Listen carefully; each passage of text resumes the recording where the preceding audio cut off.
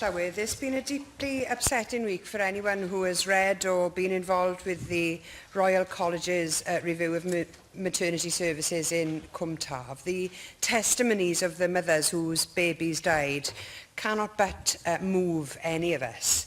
And the way they've been treated is enough to make anyone angry. Now, I asked the question last week about whether this would have happened in another area, say, for example, a hospital service in a wealthier catchment area where the patients would be more likely to be middle class.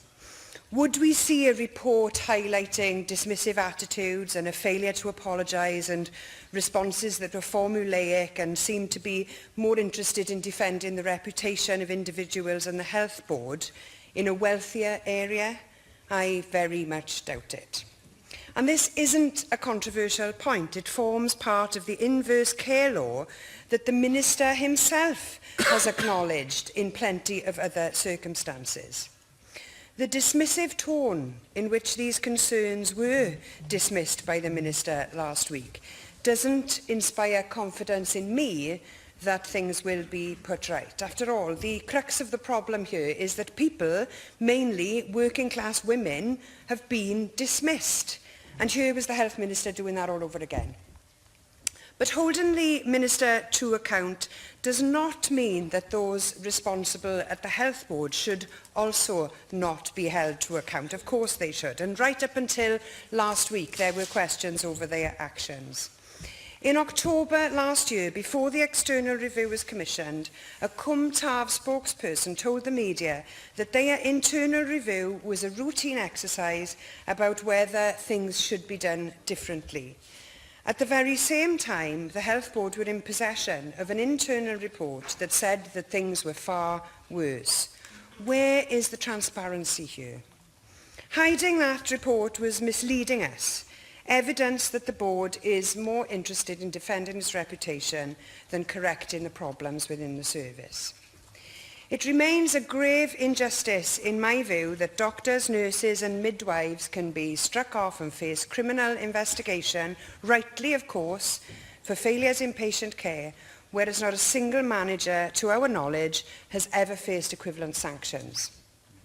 That is not right, and it's symptomatic of the class-based culture that infects public life. The chief executives of our health boards are paid substantially more than the First Minister, and they face no equivalent accountability. Whereas we all know, if a low-paid or a low-grade worker did something of even a quarter of this magnitude in their workplace, there would be a very, very different result. The Minister himself has not acknowledged that he runs the health service in Wales. He is responsible. The buck is meant to stop with him. But to date, this has meant very little. But here today, at least, we can send a message that ministers can be struck off. This is, after all, an issue of more magnitude than recent sackings in Westminster. Liam Fox resigned for inviting an ex-special advisor abroad to meetings. Bwrdd misled a committee, and Gavin Williamson allegedly leaked confidential information. Now, I would argue that service failures that led to that damning report last week are much more serious than the matters that those Westminster ministers resigned for.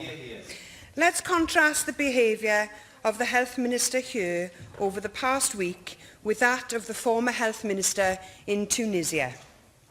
In March of this year, 11 babies tragically died in a hospital in Tunis following an infection outbreak attributed to poor practices on the ward.